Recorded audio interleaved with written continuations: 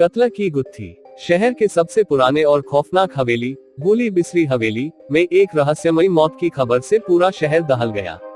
रघु, जो पुलिस विभाग का सबसे तेज तर्रार और होशियार इंस्पेक्टर था, को इस केस की जिम्मेदारी सौंपी गई। रघु जब हवेली पहुंचा, तो वहां की खामोशी में एक अजीब सी दहशत थी। हवेली के पुराने और टूटे फूटे दरवाजे से अंदर जाते ही उसने देखा कि सारे नौकर चाकर सहमे हुए खड़े थे। हवेली के मालिक विशाल चौधरी का शव उनके निजी कमरे में मिला। कमरे का दृश्य बेहद डरावना था। विशाल का शरीर बिस्तर पर था, लेकिन उनकी आंखें खौफ से खुली थी और चेहरा पीला पड़ चुका था। रघु ने नौकरों से पूछताछ शुरू की। सबने कहा कि उन्होंने कुछ नहीं देखा और ना ही सुना, लेकिन रघु को लगा कि कुछ छिपाया जा रहा है।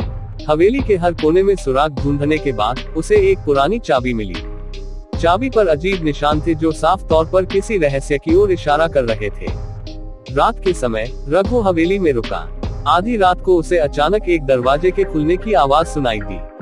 वह अपने कमरे से बाहर आया और देखा कि हवेली के पिछले हिस्से में एक गुप्त दरवाजा खुला हुआ था। रघु ने धीरे धीरे उस दरवाजे की ओर कदम बढ़ाए। उसके दिल की धड़कन तेज हो गई थी। दरवाजे के पीछे एक गुप्त सुरंग थी। सुरंग में घुसते ही उसे किसी के पैरों की आवाज सुनाई दी। वह जल्दी से आगे बढ़ा और देखा कि एक आदमी भाग रहा है। रघु ने उसका पीछा किया और आखिरकार उसे पकड़ लिया।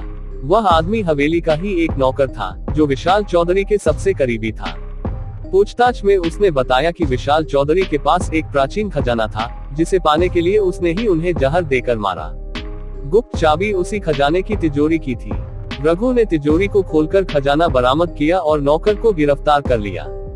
रघु की सूझबूझ और बहादुरी से ये गुत्थी सुलझी और शहर में फिर से शांति बहाल हुई। हवेली की कहानी अब भी लोगों के बीच चर्चा का विषय बनी रही, लेकिन रघु की काबिलियत को सभी ने सराहा।